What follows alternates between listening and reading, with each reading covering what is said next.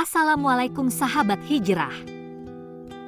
Ternyata cinta beda iman sudah ada sejak awal Nabi Muhammad SAW diangkat sebagai Rasul dan memeluk agama Islam. Putri dari Nabi Muhammad SAW yakni Zainab binti Muhammad bin Abdillah ternyata pernah dinikahi oleh pria yang berbeda keyakinan dengannya. Pria yang menikahi Zainab bernama Abu Al-As bin Rabi, yang merupakan anak dari bibi ibundanya bernama Halah binti Khuwailid. Dari pernikahan tersebut, Zainab dikaruniai dua anak bernama Ali dan Umamah. Pernikahan Zainab ini terjadi sebelum Nabi Muhammad diangkat menjadi Rasul. Ketika Rasulullah menerima wahyu Islam, Zainab termasuk orang yang pertama kali mengimaninya. Sayangnya, berbeda dengan sang suami Abu Al-As yang tetap sulit meninggalkan agama nenek moyangnya. Hal ini membuat pernikahan mereka sulit dipertahankan. Sang suami kemudian bergabung dalam tentara kaum Quraisy yang memerangi Rasulullah SAW, mertuanya sendiri. Hingga suatu ketika, tibalah masa perang Badar, Abu Al-As tertangkap dan menjadi tawanan umat Islam. Suasana menjadi tegang karena sesungguhnya Abu Al-As adalah menantu Rasulullah SAW yang menjadi tawanan perang. Dalam suasana tegang seperti itu, kaum kafir Quraisy mengirimkan utusan untuk menukar Abu Al-As dengan tawanan yang lain. Dengan kesetiaannya, Zainab mengirimkan tebusan berupa kalung hadiah pernikahan dari ibundanya. Zainab rela kehilangan kalung pemberian ibundanya demi menebus sang suami tercinta Abu Al-As.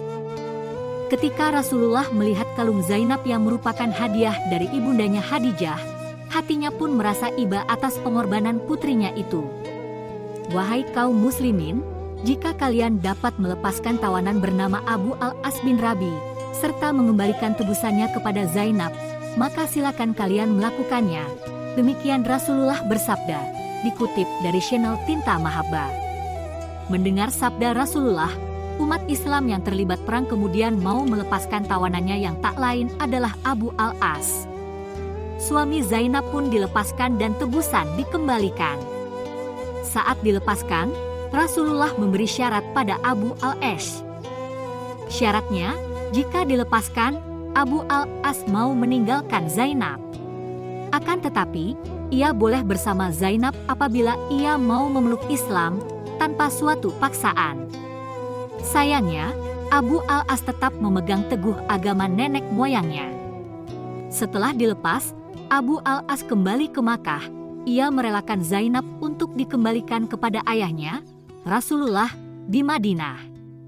Ia diantar Kinanah bin Rabi, yang merupakan saudara kandung Abu Al-As. Dengan berat hati Zainab mengikuti kehendak ayahnya dan memilih cinta dan ridha ilahi. Zainab adalah sosok wanita yang setia dan teguh pendiriannya terhadap Islam, meski ia harus kehilangan cintanya yakni sang suami Abu Al-As. Pada saat Zainab hendak kembali pada Rasulullah, di saat itu ia sedang mengandung anak dari Abu Al-As. Perjalanannya menuju Madinah tak berjalan lancar. Kuda yang ditumpanginya dibunuh oleh tentara Quraisy hingga Zainab terpental jauh. Zainab mengalami keguguran, rupanya selain meninggalkan sang suami di Makkah, Zainab juga harus kehilangan sang buah hati tanda cintanya dengan Abu Al-As. Dengan susah payah Zainab akhirnya sampai ke Madinah bertemu sang ayah Rasulullah. Ia menjadi sangat murung karena harus merelakan suami tercinta. Terlebih ia harus kehilangan bukti cintanya bersama Abu Al-As.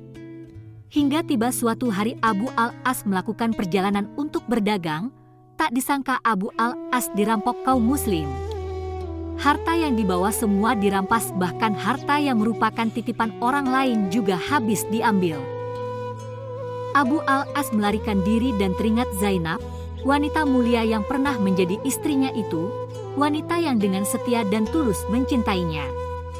Ia pun menemui Zainab dan minta perlindungan padanya, serta meminta bantuan Zainab agar harta yang dicuri dapat dikembalikan dan Zainab menyanggupinya.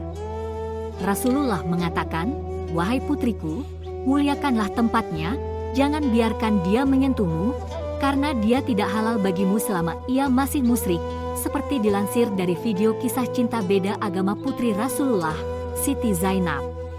Kaum muslim yang mendengar kabar tentang Abu al-As pun berbondong-bondong mendatangi Zainab dan meminta menyerahkan Abu al-As. Dengan teguh Zainab mengatakan bahwa Abu al-As telah minta perlindungan padanya, maka ia akan melindunginya. Beberapa kaum muslim pun mencoba bernegosiasi, Abu al-As akan mendapatkan hartanya asal memeluk Islam.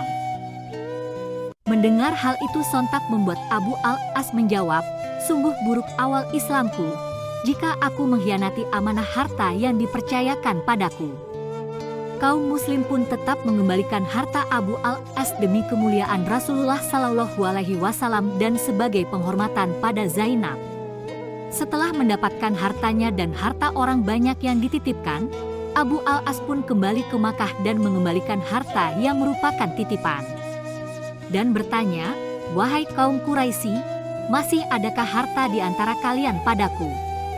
Namun semuanya menjawab, "Tidak. Semoga Tuhan membalas dengan kebaikan.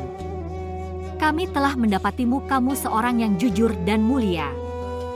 Abu al-As kemudian mengucap 2 kalimat syahadat dengan haru, "Saya bersaksi tiada Tuhan selain Allah, dan saya bersaksi bahwa Nabi Muhammad adalah utusan Allah.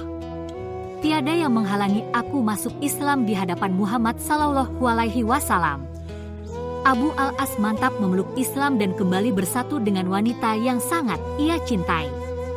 Sempat terpisah 6 tahun lamanya, akhirnya ujian cinta dan keyakinan Zainab kini terbayar. Rasa hormat dan cinta mereka tak pernah pudar. Zainab kemudian kembali dikaruniai anak. Semoga mencerahkan dan membuat Anda semakin banyak bertanya-tanya. Karena bertanya merupakan awal dari pengetahuan. Wassalamualaikum.